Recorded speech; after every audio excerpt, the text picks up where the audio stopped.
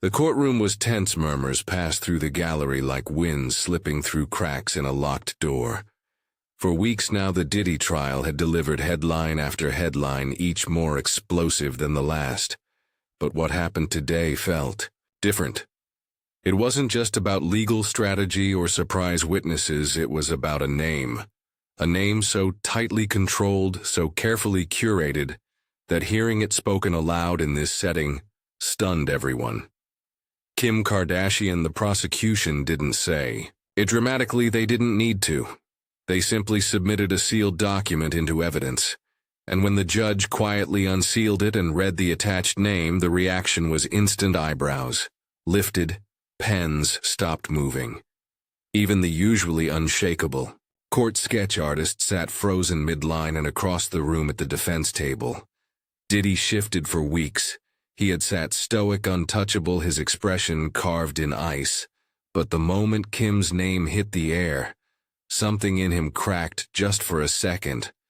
A twitch in the jaw, a hard swallow, a glance at his attorney whose face went pale beneath courtroom lighting. It wasn't just that Kim's name was mentioned. It was why, according to sources close to the investigation, the prosecution had uncovered an off-record encounter from nearly a decade ago backstage at an awards show, where Diddy was headlining, and Kim had presented. No formal complaint had ever been filed, no statement ever made, but what happened that night had been quietly passed around the industry like a ghost story, whispered by assistants, denied by publicists, never fully confirmed. Until now, the sealed document reportedly included a short statement from a third-party witness, someone who had worked the event, someone who saw Kim leave Diddy's private VIP area, eyes red, clutching her phone, saying only one thing: "I shouldn't have gone in." It wasn't proof, but it was a thread, and prosecutors were ready to pull it immediately. Diddy's legal team went on the offensive. His lead attorney slammed a motion onto the judge's desk, requesting that any mention of Kim Kardashian be deemed irrelevant, prejudicial, and inadmissible. They argued it was hearsay, that it was a cheap shot, that dragging a global celebrity into the trial through implication would taint the jury. But the judge didn't flinch. He reviewed the document slowly, then looked up. "If the name is on record," he said, "and if the event can be reasonably corroborated, the jury deserves to know." You could feel the temperature in the room drop. Diddy leaned back in his chair. Jaw clenched. His attorney whispered something in his ear, but his eyes were locked on the judge, no longer defiant but calculating. Backstage encounters undocumented. Whispers, vague memories, they rarely hold up in court. But this trial wasn't following a script. It was evolving. It was devouring everything in its path. And now, for the first time, it was moving toward a woman the world had long believed was untouchable. Kim hadn't said a word publicly, not yet, but the damage was already blooming, because this wasn't just a name. It was a warning. Something had happened backstage, and the courtroom was now willing to ask, what exactly did she see, and why did she never speak about it until now? Before we dive deeper into this unforgettable story, make sure to like the video, subscribe to our channel, and hit the bell icon. That way you'll never miss another thought-provoking documentary just like this. Now, let's get back to it. It was the 2016 Iconic Sound Awards, a night that dripped with glamour lights and perfectly polished egos. Kim Kardashian arrived with the grace of a queen. Her gown shimmered like liquid glass. Her smile was camera-ready, but behind it she was tired. Not physically, Kim had mastered the art of sleepless perfection, but emotionally she had just come off a string of controversies, and the last thing she needed was another rumor, another grainy headline, another story that could be spun and twisted into something she never intended. She wasn't supposed to stay long that night. Just present an award, take a few photos, then disappear out the back before the crowd turned restless. That was the plan, until a message came. Through a quiet request, Mr. Combs would like to say hello backstage. She read it twice at first. She didn't react. Diddy wasn't a stranger. They'd crossed paths at countless events. They shared friends. They shared history, the kind that's common in Hollywood's golden circle, where everyone knows everyone and secrets travel faster than sound. But something about the timing felt off still. Kim nodded politely. Just a quick hello. She was led through a guarded hallway past layers of event security. And publicists with headsets, the deeper she went, the quieter it became, like walking into a storm's eye. Diddy's private area was roped off, shadowed by dark curtains. Only a few were allowed in: a stylist, a DJ, one security guard, and Diddy himself. He greeted her with a smile. Not wide, not fake, just calm, cool, measured. "Kim," he said. "I'm glad you came." They exchanged pleasantries. She complimented his performance. He thanked her for presenting, but beneath the surface, something felt rehearsed, as if he wasn't just hosting, he was setting a stage. Kim had been in enough rooms to know when a vibe shifts, and here it shifted quickly. Diddy leaned in closer. His voice dropped. "You ever feel like the world watches you so hard you stop knowing what's real?" Kim hesitated. Sometimes he smiled at that, but it wasn't the kind of smile that warms a room. It was the kind that tightens it. Then came the sentence. "Some of us, we're protected," he said. "We build things around us, layers. Silence, control." Kim didn't respond. She didn't know what she was being invited into: a conversation, a confession, a test. Before she could ask, someone entered the room. A staffer, breathless, nervous. "They're asking for Kim. She's needed on stage." She turned, relieved. But as she moved toward the door, Diddy called out one last thing: "You're smart to go now. Not everyone knows when to leave." It wasn't a threat. It wasn't a compliment. It was something else. Something she couldn't name, and it followed her all the way down the hallway, into the flashing lights, and out the venue's back door. That night, Kim didn't mention it to anyone. Not her stylist, not her team, not even Kanye. She didn't know what to say, because how do you report a feeling? How do you tell a story that didn't cross a line but still left a mark? So she buried it until now, when her name appeared in court. Everything came flooding back. The cold room, the quiet tension, the sentence that had lived rentre in her mind for nearly a decade. "You're smart to go now." And now, with the photo surfacing, with a third-party witness, confirming her discomfort, with the entire world watching this trial unfold like a slow-motion collapse, Kim had a choice: stay silent, or finally confirm that what she felt that night wasn't paranoia. It was instinct. And instinct had kept her safe, but now it might do something bigger. It might finally bring truth into the light. The next morning, Kim woke up to a reality she couldn't control. Her name was everywhere. Kim Kardashian, connected to Diddy trial. Backstage encounter resurfaces years later. Why did she stay silent? It didn't matter that she hadn't spoken yet. The world had already decided her silence was noise. The court documents were vague, redacted, but the press didn't need specifics. All they needed was her name and a whisper of something unspoken. Her phone buzzed, non-stop. Friends, brands, her legal team. Even her mother, Chris, who'd navigated 100 crises in stilettos, sounded breathless when she called. "Do you know how big this is?" Kim didn't answer. She was staring at the photo on her phone, the one the prosecution had apparently received from a Backstage worker. It had been leaked overnight. In the image, Kim was caught mid-turn in a dimly lit hallway. Diddy stood just a few feet behind her. His body leaned forward. Her arms were crossed tight across her chest. Her eyes didn't meet the camera. They looked down and away. No flash, no glamour. Just a raw moment frozen in time. She remembered that exact second, and even now, years later, it still made her stomach twist, because it wasn't about what happened. It was about what didn't, and how close it came behind closed doors. Her attorney was already in motion. "Damage control strategy, discretion, Kim," he said. You're not being accused of anything, but if they subpoena you, you'll need to decide cooperate quietly or speak publicly and control the narrative. Neither option felt right if she said nothing. The silence would be filled for her if she said something. It could reshape the trial and her life. By noon, Diddy's legal team responded with force. They released a statement to the press. Attempts to drag unrelated public figures into this case are reckless and defamatory. Mr. Combs has no memory of the alleged backstage encounter, and any claims to the contrary are false and driven by media hysteria. It was swift, cold, surgical, but beneath the confidence the cracks were showing inside the courtroom. Diddy was restless. He spoke more urgently to his attorneys.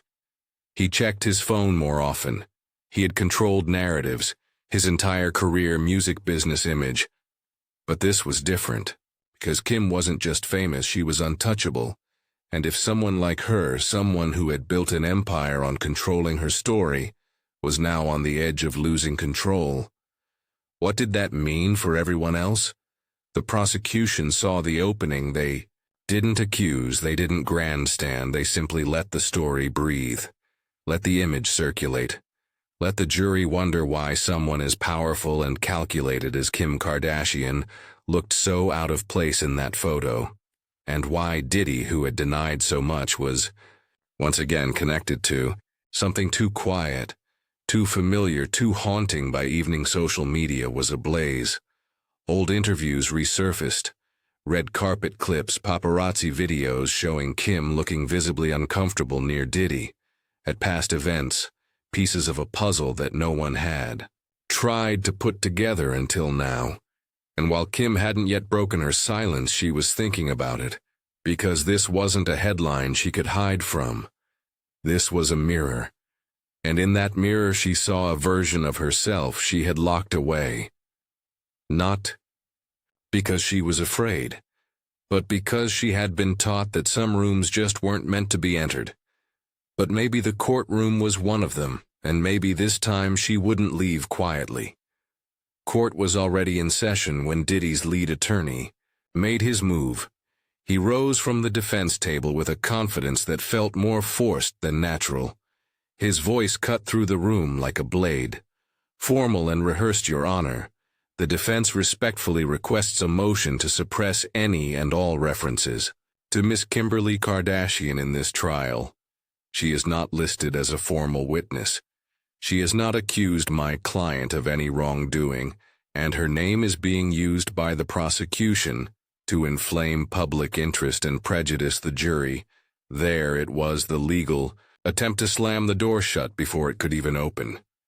The judge looked over his glasses, quiet and unreadable. The courtroom held its breath.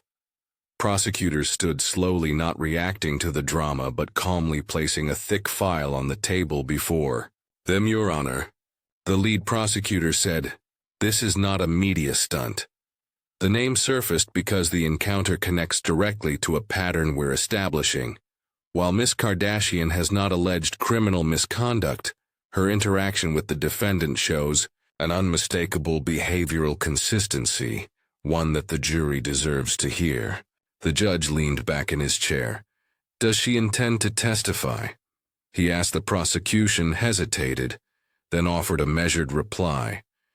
We have not yet issued a subpoena, but she has submitted a signed, sealed statement, and we have corroborating support from a third-party witness. That was the moment the courtroom shifted, because up until now, Kim Kardashian's name had existed as a cloud over the proceedings, powerful but vague, but a sealed statement that meant she had spoken on record under legal advisement, and the jury wasn't going to forget that. Diddy's lawyer grew more aggressive. This is trial by implication, Your Honor. This is reputation, assassination by association. If every woman who's ever been in the same room with my client is suddenly relevant, then this isn't a courtroom, it's a circus. But the prosecutor fired back louder now. Then why did your client go to such lengths to keep her out of it? Silence, tense, thick. The judge rapped his gavel once, not to silence them, but to settle the room. "I will allow the statement to remain in the record," he said slowly. "The jury will determine its weight. This court will not erase the presence of a verified moment simply because it's inconvenient." Diddy didn't move. He stared forward, lips pressed into a thin line, one hand gripping the arm of his chair hard enough to show tension through the knuckles behind him. His legal team looked rattled. For the first time, they didn't have control of the narrative. They were responding, not leading outside the courthouse. The media went into a frenzy. Paparazzi crowded the sidewalk. News anchors scrambled to update their teleprompter online. The Yansiadru surge $, Kim testified, $, Diddy files, $, Backstage truth. But inside it wasn't just the jury who was leaning in now. It was the entire courtroom. The statement wasn't read aloud yet, but just knowing it existed had power. It meant Kim had remembered that night too. It meant her silence wasn't forgetfulness. It was caution. And now that caution had turned into record. Later that afternoon, a witness took the stand. The same Backstage photographer who had come forward anonymously just days earlier. He looked nervous, clutching a manila folder like a lifeline when asked if he remembered the night Kim left Diddy's lounge. He nodded. She looked shaken.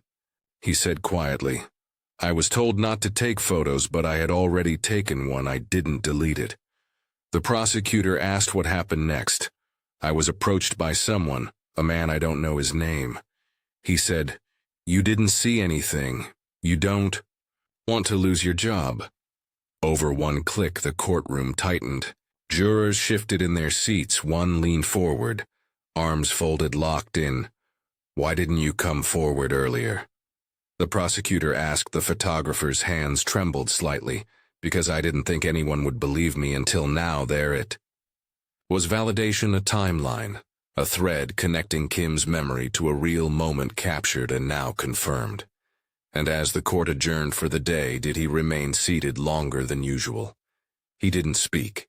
He didn't glance at his team, because no matter how hard his attorneys fought to keep Kim Kardashian out of that courtroom, she was already in it, and her presence, even in silence, was shifting the ground beneath his feet. The courthouse doors hadn't even opened the next morning when the whispers started, not from journalists, not from camera crews, but from inside the building among clerks' aides. Even a few junior attorneys loitering near the metal detectors, checking their phones like addicts waiting for a fix. A document had leaked. It wasn't the full thing, just a few lines, a screenshot of what appeared to be Kim Kardashian's signed statement, submitted under seal just 48 hours earlier. The lines weren't damning, but they didn't need to be. "I entered Mr. Combs' backstage suite alone. I was not informed who else would be present. After several minutes of conversation, I felt deeply uncomfortable and chose to leave. I have never spoken publicly about this moment, but I remember the feeling clearly. I knew I had to go. No accusations, no details, just that word, uncomfortable. And in the court of public opinion, that word was a bombshell. By 900 a.m., Inua had to go was trending worldwide. Inside the courtroom, the tension was suffocating. Diddy arrived 15 minutes late, his suit still immaculate, but his face wasn't. His usual slick-back palm had cracked into visible exhaustion, dark circles, cheekbones drawn tight, and when he sat, he didn't look at the prosecution or the judge. He looked straight at the jury, like a man begging to be seen as something other than what he was becoming. The judge called the room to order. Before anything else, he addressed the elephant in the room. "I am aware," he said sternly, "that a sealed document has been partially leaked to the press. Let me be clear, this court will not tolerate further breaches of confidentiality. If this continues, I will begin holding parties in contempt." No one spoke, but everyone knew the damage had been done. The jury had already seen the news. The public had already formed its verdict, and Diddy's legal team now had a war to fight on two fronts. The courtroom and the internet. The prosecution didn't need to push hard that day. They simply confirmed the statement's authenticity, and entered it into the record. They didn't call Kim to testify. Not yet, they didn't need to. The leak had done more than a live witness ever could because it wasn't about what Kim said. It was about what she remembered, and the fact that she remembered it at all nearly a decade later gave it weight. The defense tried to recover. They leaned into technicalities, chain of custody, relevance, emotional manipulation. But the courtroom wasn't listening in the same way anymore. They had seen the photo, they had heard from the photographer. Now they had her words, simple, steady, and honest. Diddy's team knew what was coming next. They requested another closed session with the judge off the record. Rumors swirled that they were preparing a preemptive motion to prevent Kim from being subpoenaed for live testimony. Others said they were working behind the scenes to negotiate a limited testimony, carefully worded, carefully timed, carefully controlled. But it didn't matter because the control was already gone later. That afternoon, as court adjourned early due to a scheduling delay, a reporter caught Kim exiting her office building in Los Angeles. She didn't speak. She didn't pose. She walked straight to a waiting SUV surrounded by private security, but before the door closed, a camera caught it. A single glance back. No smile, no fear, just resolve, and that one look. Quiet, unguarded. Real told the world exactly what it needed to hear. She wasn't going to stay silent anymore. Not because she wanted to hurt Diddy, not because she wanted attention, but because the silence had gone on long enough. And when even the most famous woman in the world decides it's time to speak, the world listens. The courtroom was still the kind of stillness that doesn't feel peaceful, it feels tense, stretched too tight. Everyone in the room knew what was coming, even if no one dared say it out loud.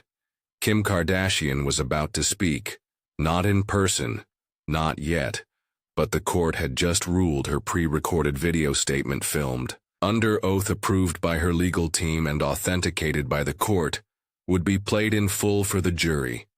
No edits, no cuts, just her voice, her words, her truth. The lights dimmed slightly as the monitor screen flickered to life, and there she was. Kim sat in a neutral tone room, hair pulled back, makeup minimal. This wasn't the red carpet version of Kim. This was someone stripped down, deliberate, careful. Every word was chosen not for drama, but for truth. I've thought about this night for a long time. She began, her voice calm. I never wanted to make it more than it was, but I also didn't want to lie to myself about what it meant. She paused, not for effect, but because she was remembering. I went into that room because I was told he wanted to say hi. We'd met before, casually at events, never anything strange, but that night felt different, not right away. Not on the surface, but in the way people moved, the way the room suddenly